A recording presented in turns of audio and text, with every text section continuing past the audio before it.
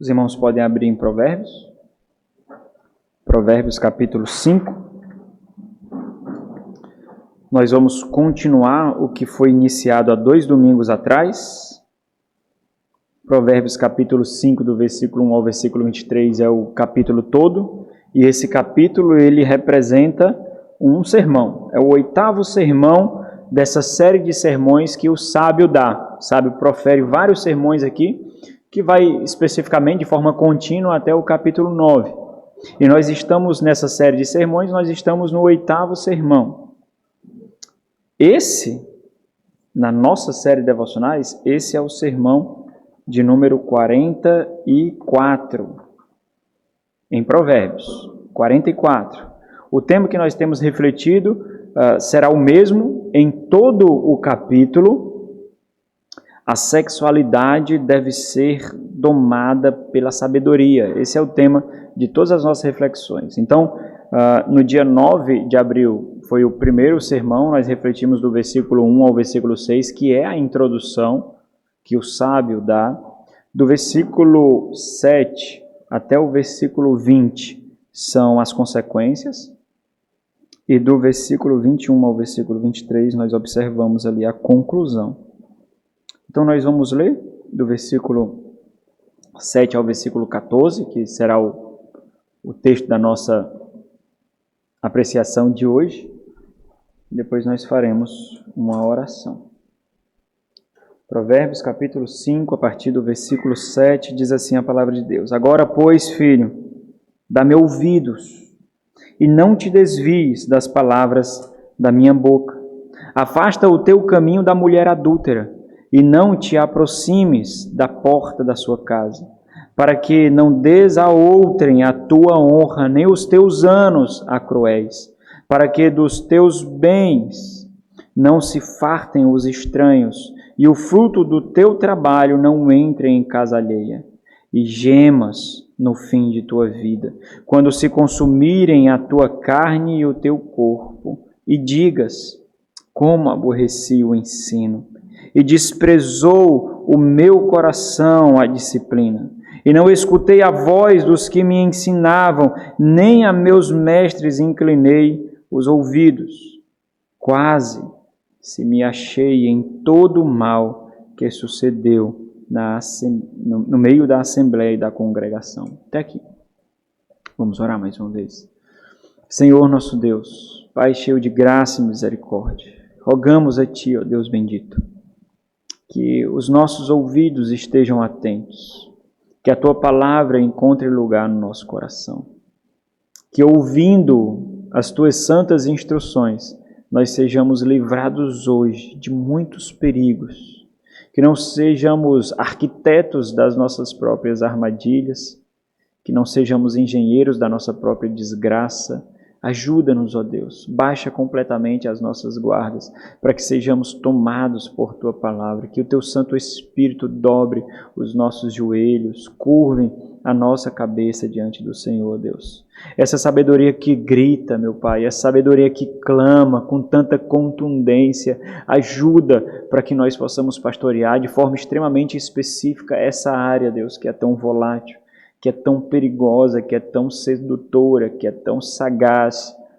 Ajuda-nos, ó Deus, para que a nossa vida em intimidade, as realidades de intimidade que nós experimentamos, ó Deus, seja como um culto a Ti, como um sacrifício de devoção e adoração ao Senhor, meu Pai.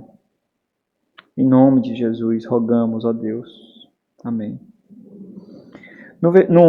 Na nossa reflexão de número 43, irmãos, nós refletimos na primeira parte, do versículo 1 ao versículo 6, e nós observamos ali que essa é uma das áreas mais voláteis, mais explosivas, mais inflamáveis do ser humano.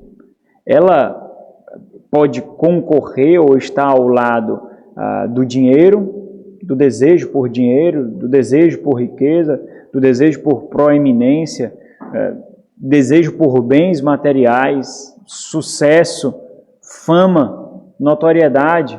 Mas sem sombra de dúvidas, essa área da sexualidade que é a mais inflamável de todas elas, na maioria das vezes ela é cultivada no coração antes de entrar em execução.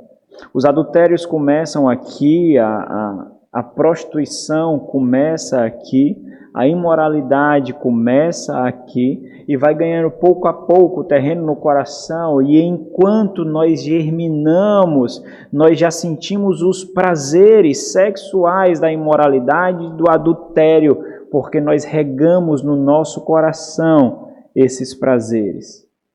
O que nós vemos muitas vezes, e por isso o alerta do sábio para não chegar à porta, para cuidado com as suas palavras, que parecem como mel, é porque a explosão ela não atinge somente a nós, ela sempre atinge a outros. Do versículo 1 ao versículo 6,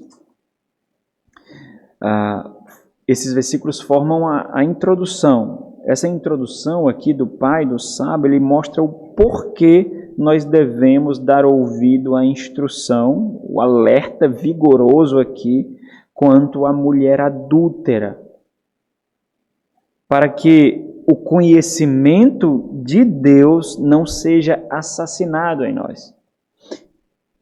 Quantas vezes vocês já viram relatos de homens que outrora foram tidos como homens de Deus caindo em alguma área dessa? Inúmeras vezes. Quantas vezes vocês já ouviram relatos de mulheres que outrora foram conhecidas como mulheres de Deus e caíram numa área dessa? Por que isso aconteceu? Porque desprezou o conhecimento do Senhor. Porque o conhecimento do Senhor foi desmantelado de sua mente. Então observa isso. Porque quando esses homens, essas mulheres caem na desgraça da sexualidade, de uma vida sexual fora do pacto com o Senhor, fora das bênçãos do Senhor, o conhecimento cognitivo deles, o conhecimento não é removido de suas mentes. Eles podem, por exemplo, ser presos, ir para uma ala de evangélicos no presídio e chegar lá e fazer seus cultos, as suas pregações, as suas devoções. Então não é o conhecimento fruto de leituras, de estudo. O conhecimento aqui significa as implicações de pecar contra Deus. É isso que é removido de nós, quando nós desprezamos o cuidado que nós precisamos ter. Por isso o alerta do pai. À medida que a mulher adúltera, e aqui a mulher adúltera é uma figura, serve tanto para o homem adúltero como para a mulher adúltera, essa figura que sagazmente conquista o terreno do nosso coração. Então, à medida que esse terreno do nosso coração ele vai sendo conquistado, o conhecimento do Senhor vai sendo extirpado. Qual é o conhecimento do Senhor? São as implicações de pecar contra o Deus do pacto, contra o Deus da aliança. São as implicações de pecar contra o Senhor. Você começa a racionalizar o pecado, mas eu tenho que ser feliz. Será que o Senhor não quer a minha felicidade? Eu sou uma mulher tão bonita, eu cuido tanto do meu corpo. Olha, eu sou um homem tão jovem ainda, eu cuido tanto do meu corpo. Será que eu não tenho direito à felicidade? Será que não é da vontade do Senhor que eu seja feliz? E nós começamos a racionalizar o pecado. E aí nós começamos a olhar para o nosso cônjuge e vemos como o nosso cônjuge é mau. Como é grosso, como é grossa, como é rude, como não me valoriza, como não me dá carinho, como não me dá atenção, como não cuida do seu corpo, como não cuida da sua aparência. E nós começamos a racionalizar.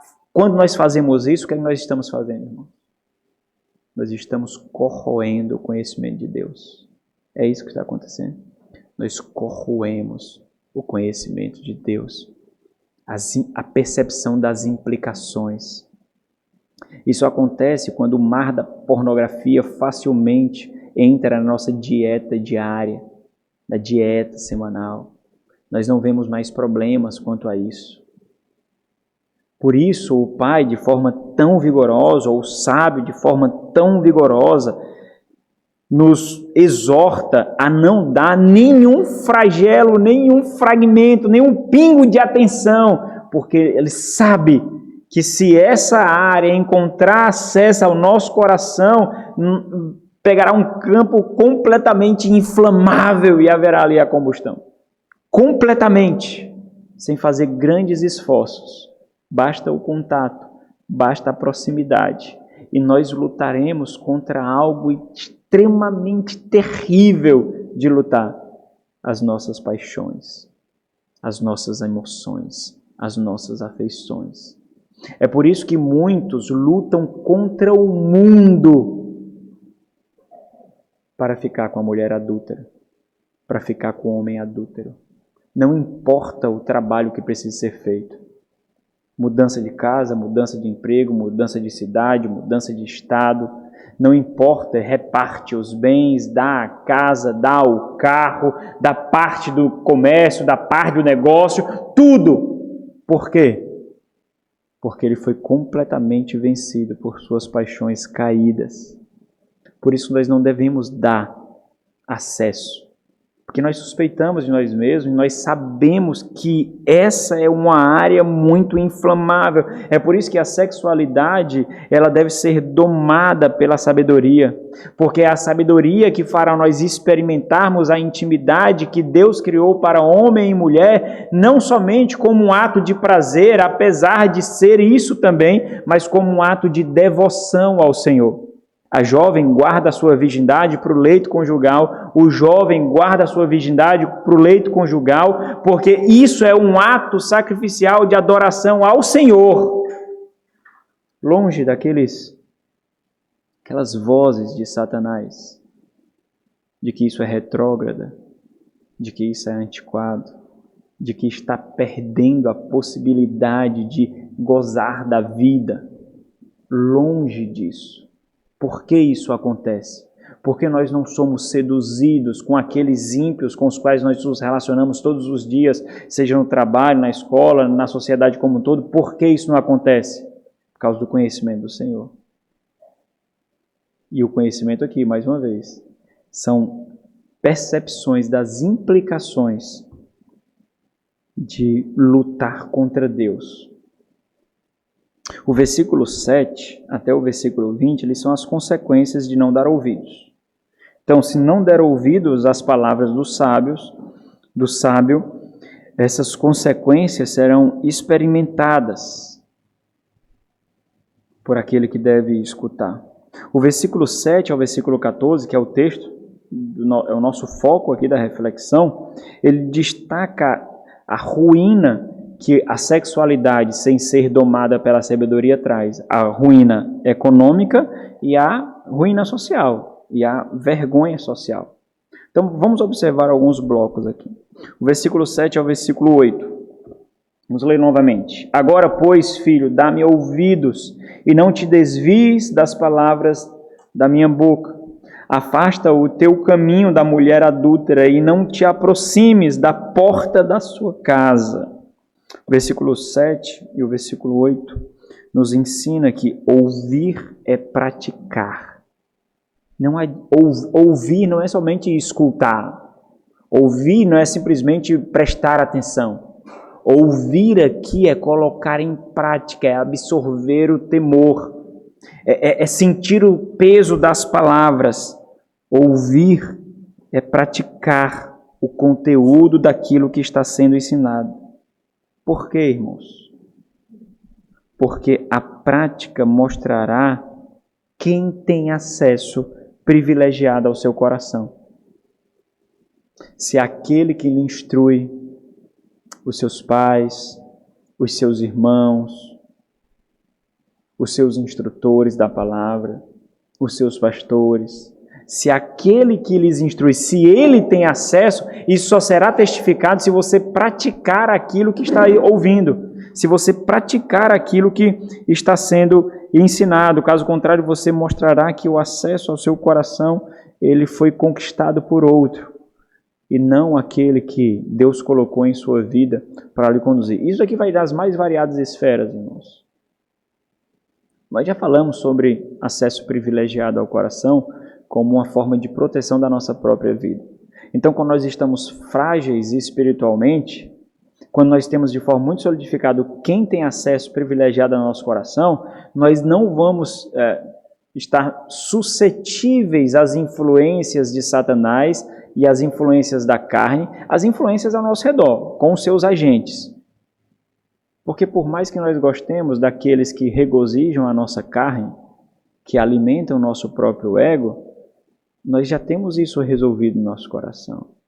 O meu marido é o meu marido e foi me dado por Deus. A minha esposa é a minha esposa e foi me dado por Deus. Os meus irmãos em Cristo são agentes de graça e redenção para a minha vida.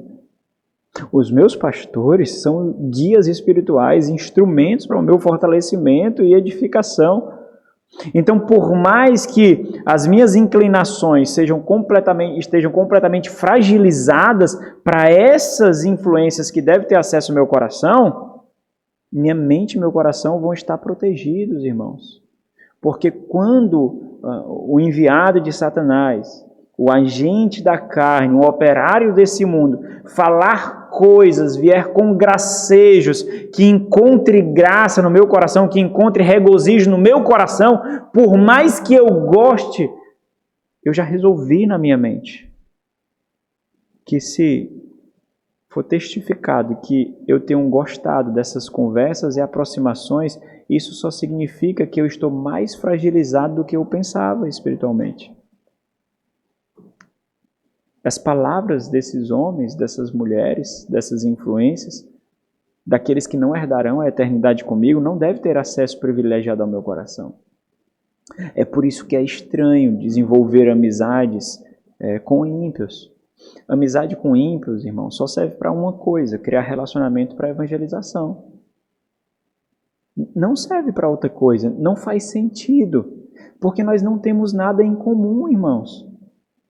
A nossa eternidade, naquele momento, está sendo atestada que não é comum a nós dois. Os nossos sonhos, os nossos anseios, o nosso linguajar, a forma de nos portarmos, as nossas expectativas, o que nos traz gozo, não tem nada em comum, nada. Então, amizades com ímpios só serve para uma coisa: criar relacionamento para evangelizar. E nesse relacionamento, sempre nós, os cristãos, somos os influenciadores, nunca os influenciados. Quando nós passamos de um ponto de influenciador para influenciados, nós perdemos. Nós vacilamos, nós estamos completamente desprotegidos. Não existe outro tipo de relacionamento com o ímpio.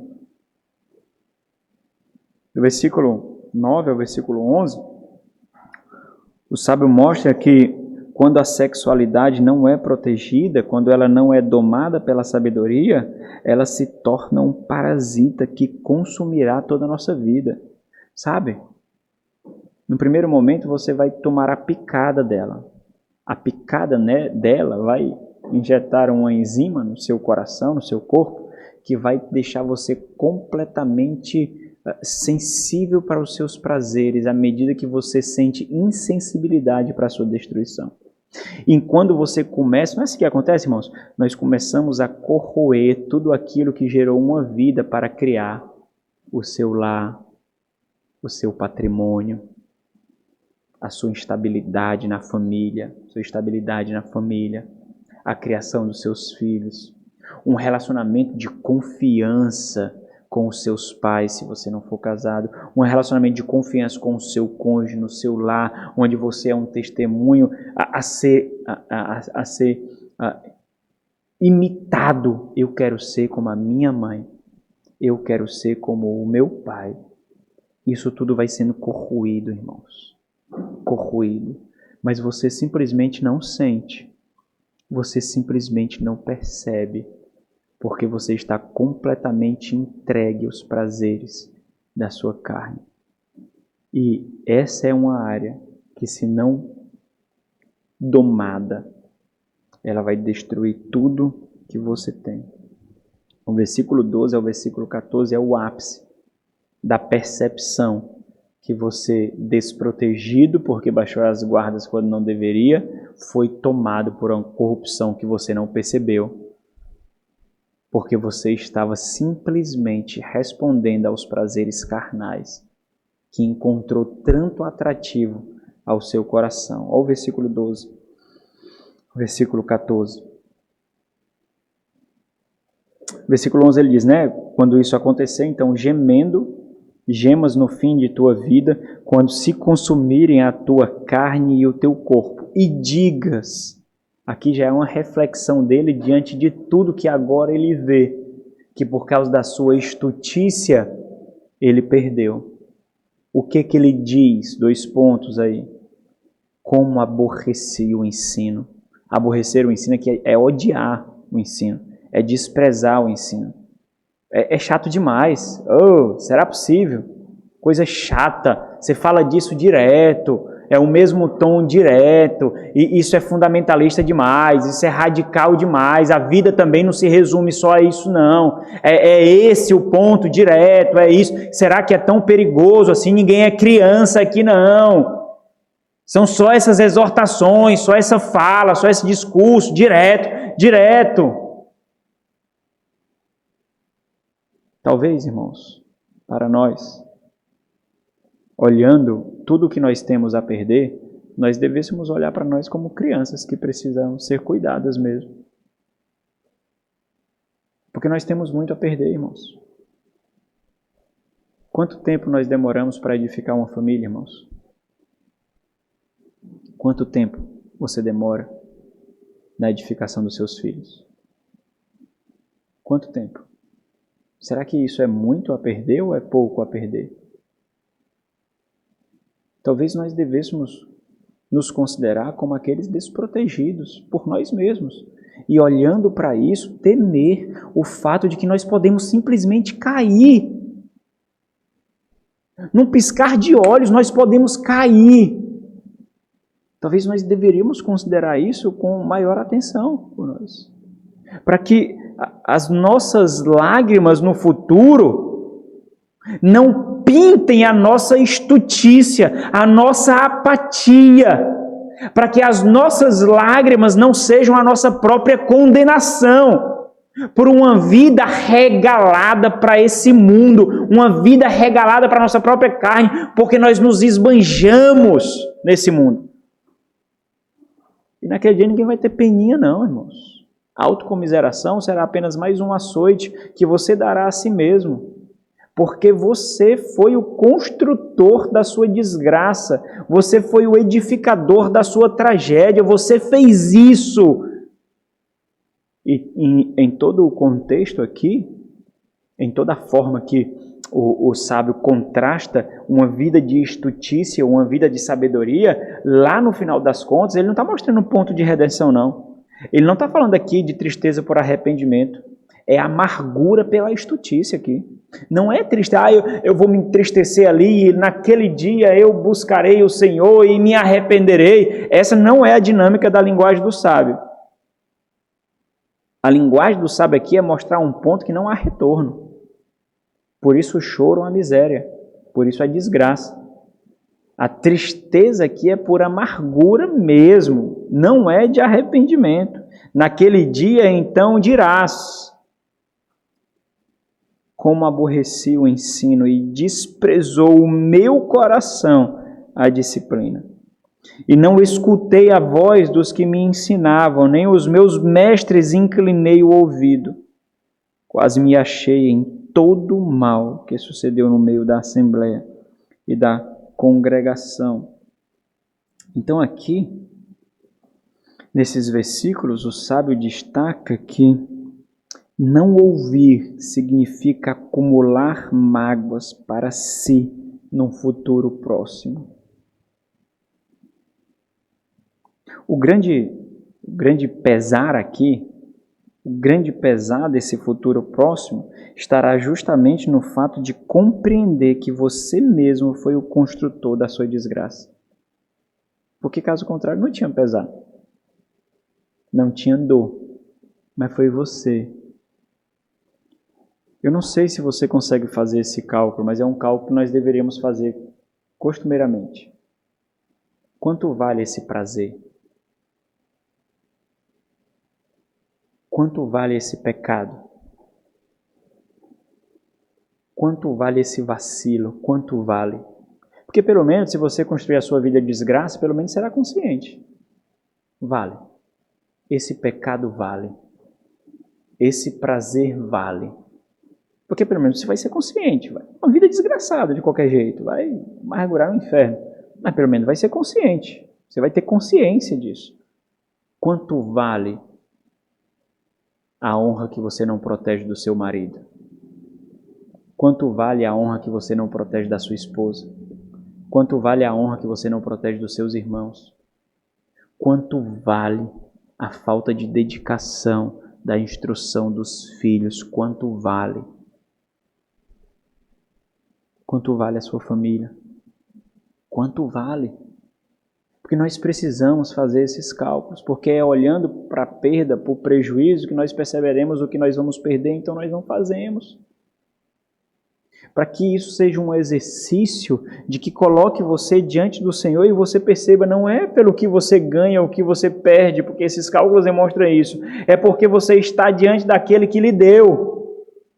É o Senhor que lhe deu, o Senhor que lhe deu uma honra a ser guardada para que o nome seja proclamado.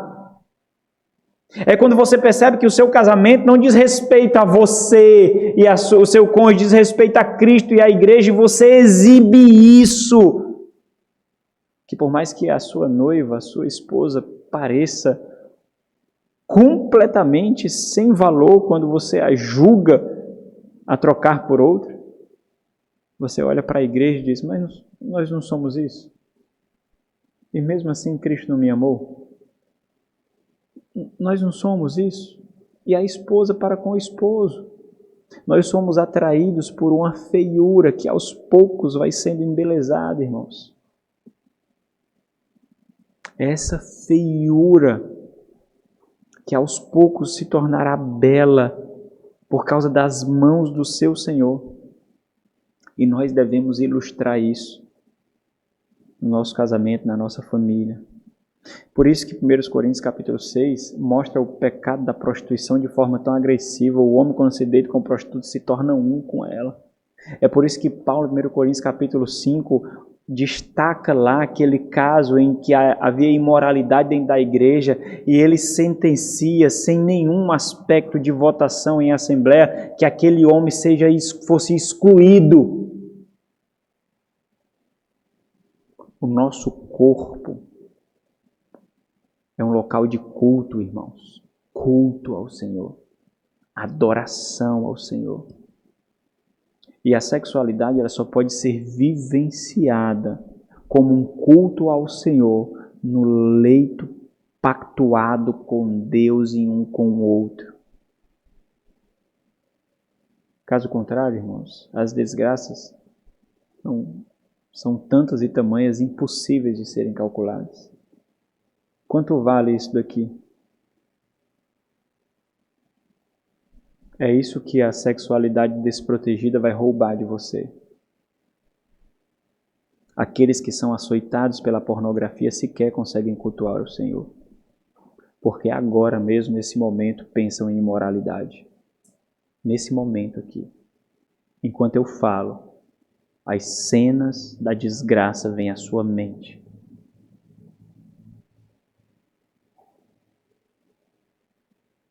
O Senhor nos deu para que possamos retornar para Ele em adoração. E essa área que foi tão inflamada depois da queda precisa de atenção especial por causa da inflamação e distorção pós-queda. Não menospreze essa área. Banhe-na com sabedoria do alto. Selecione instrutores do seu coração de forma muito resoluta para que esses tenham acesso ao seu coração. Nós já falamos várias vezes sobre isso. Caso contrário, um dia as suas lágrimas limparão para que você veja melhor o seu atestado de condenação. que você mesmo escreveu,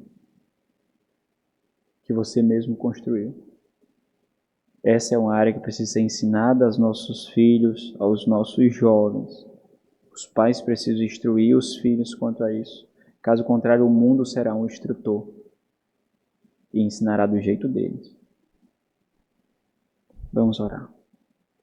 Nosso Senhor, nós somos extremamente suscetíveis, ó Deus, à área da sexualidade. É uma área difícil de se falar, em que muitos sofrem sequer sem poder compartilhar. É uma área encharcada de vergonha e é uma área em que muitas igrejas, casamentos e famílias são costumeiramente arruinados, ó Deus. Protege-nos, ó Deus, por favor. Que cada jovem aqui perceba que o seu corpo é um local de culto ao Senhor. Deve ser tributado ao Senhor como um culto. E ninguém merece a honra de tê-lo, senão aquele que é pactuado com o Senhor e pactuado com Ele mesmo. Para que o leito conjugal seja almejado como local de adoração, ó Deus, e não simplesmente como local onde prazeres são experimentados. Ajuda-nos, ó Deus, nessa área que é tão desprezada por nós, tantas vezes pela igreja e pelo pastoreio, uma área de tanta vergonha, dor e sofrimento. Quantos abusos não acontecem no silêncio, ó Deus? Quantos sorrisos escondem abusos sofridos há pouquíssimo tempo? Oh, meu Pai, ajuda-nos, ó Deus, para que as nossas lágrimas um dia não nos condenem. Que o Senhor tenha misericórdia de nós e que a sabedoria do Senhor, a Tua santa palavra, seja a nossa condutora, o nosso guia. Em nome de Jesus. Amém.